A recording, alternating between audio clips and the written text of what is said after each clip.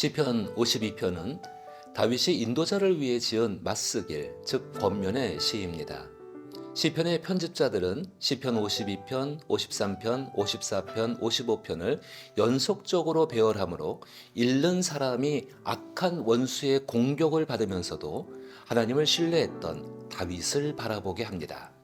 어려울 때 자기 인격에 성실하신 하나님을 신뢰하면 하나님의 신실하심이 우리의 모든 지침과 피곤함을 날려버리십니다.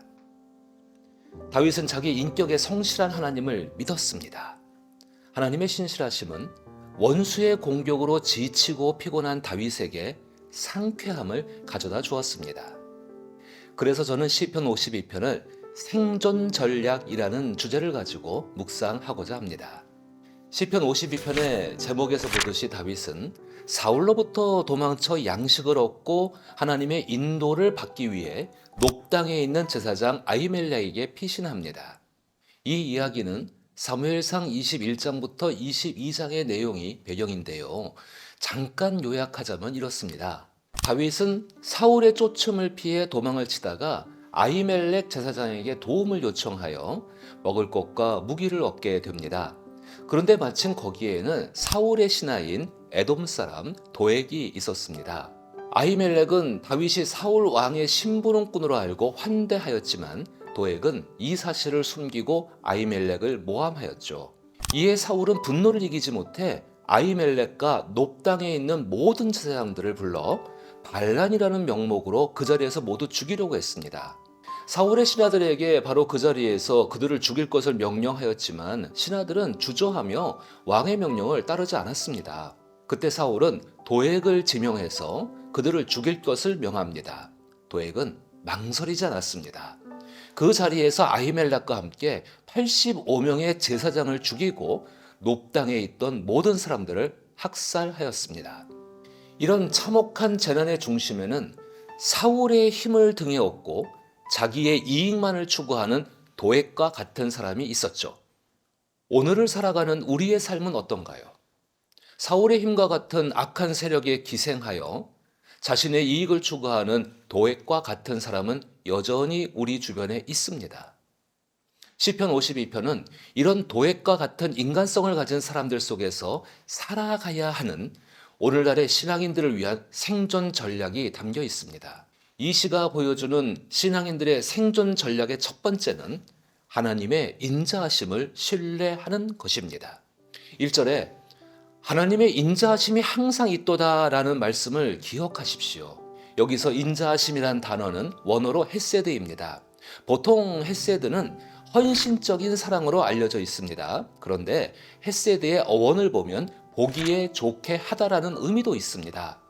그러므로 하나님의 인자하심이 항상 있도다라는 표현은 하나님께서 당신 보시기에 좋게 하시는 일이 항상 있다라는 의미입니다. 하나님께서 보실 때에 좋은 것이 사람에게 가장 복된 일입니다.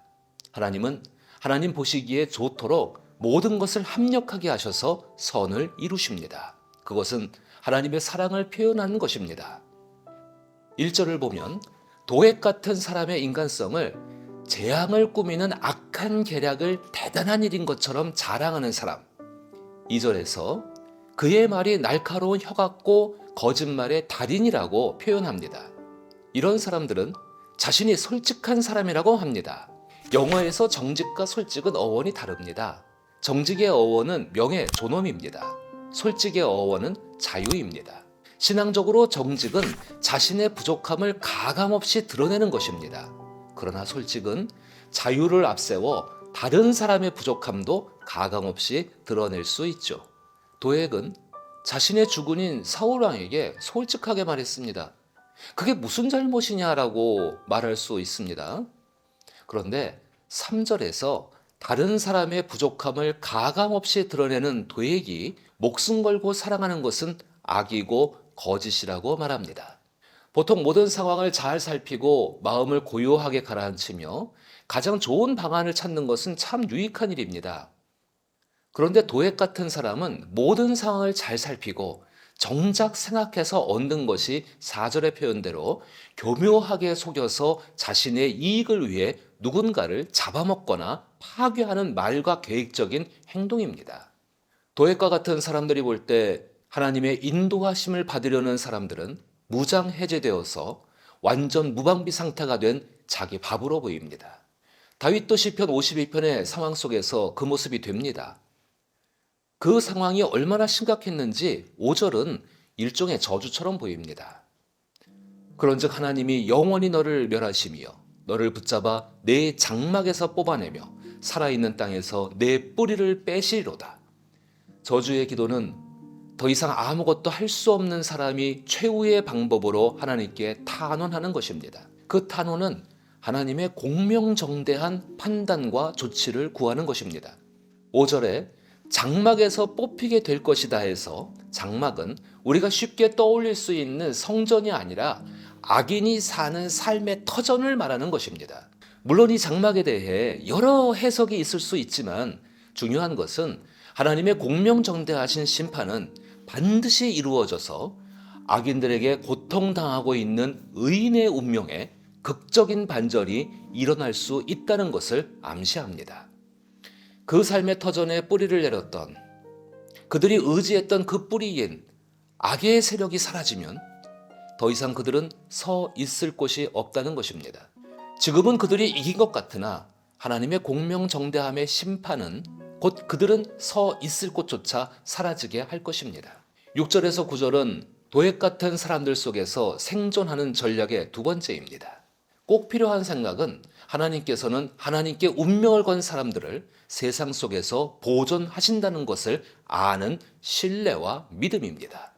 의인은 도액과 같은 사람들이 만든 상황 속에 개입하시는 하나님을 믿음으로 봅니다. 7절을 보면 도액과 같이 하나님을 힘으로 삼는 것이 아니라 오직 자기 재물의 풍부함을 의지하여 스스로 든든하게 하던 자들이 5절처럼 그 터전과 그 터전을 지키던 뿌리가 사라져 이제 6절처럼 오히려 그들의 끝은 의인들에게 비웃음을 당하게 된다는 것입니다. 다윗으로 칭하는 이 시인의 믿음과 확신은 무엇일까요? 7절에 하나님을 자기 힘으로 삼는다는 것은 8절의 잘 자라서 보기에 좋은 푸른 감람나무의 모습과 연결됩니다. 하나님을 자기 힘으로 삼는다는 것은 하나님 안에 심겨져 사랑과 보호 속에 자라나고 있음을 의미합니다. 우리 삶의 모습은 보여지는 것이 전부가 아닙니다. 보이지 않지만 삶의 뿌리가 가장 중요합니다. 예를 들어 보기에 좋은 두 송이의 복숭아 꽃을 생각해 보십시오. 땅에 뿌리를 받고 있는 복숭아 나뭇가지에 피어 있는 꽃이나 가지가 잘려서 화병에 꽂혀 있는 꽃이나 모양은 같습니다. 그런데 잠깐의 시간이 지나고 나면 나무에 있는 꽃은 복숭아 열매를 맺습니다. 그러나 가지가 잘려서 화병에 있는 꽃은 거기에 있었다는 것도 기억되지 못합니다. 하늘에서 불이 내려와서 도액과 같은 사람을 확 태워버리면 속이 시원할지 모릅니다. 그런데 그것은 우리의 생각일 뿐입니다. 다윗에게 잊을 수 없는 상처를 준 도액은 지금 우리에게도 있습니다. 그런데 도액은 도액일 뿐입니다. 신앙인은 하나님 앞에서 자기 모습을 지켜야 합니다. 9절에 주께서 이를 행하셨으므로 하나님께서 당신의 인자하심을 성실하게 이루시는 것을 분명하게 보여주십니다. 따라서 자기 인격에 성실하신 하나님의 신실함을 믿고 하나님을 사랑하는 사람들을 좋은 친구로 삼아 예수와 함께 있는 일에 힘쓰는 삶을 살아가야 합니다. 그것이 다윗을 통해 알려주는 시편 52편의 메시지입니다. 시편 52편에서 다윗은 도액과 같은 사람으로 인하여 더 성숙해지고 신중하며 견고한 신앙인이 되어집니다. 다윗은 참혹한 학살을 당한 사건에서 인간의 마음이 어디까지 악해질 수 있고 말과 행동이 어디까지 최악이 될 수 있는지 보게 되었습니다. 그리고 자기의 행동이 하나님과 하나님의 말씀과 자기 자신과 함께 살아가는 사람에게 어떤 영향을 미치는지를 생각하며 살아가야 함을 알게 되었습니다. 그리고 다윗은 변하지 않는 하나님의 인자하심과 보존하심을 신뢰합니다.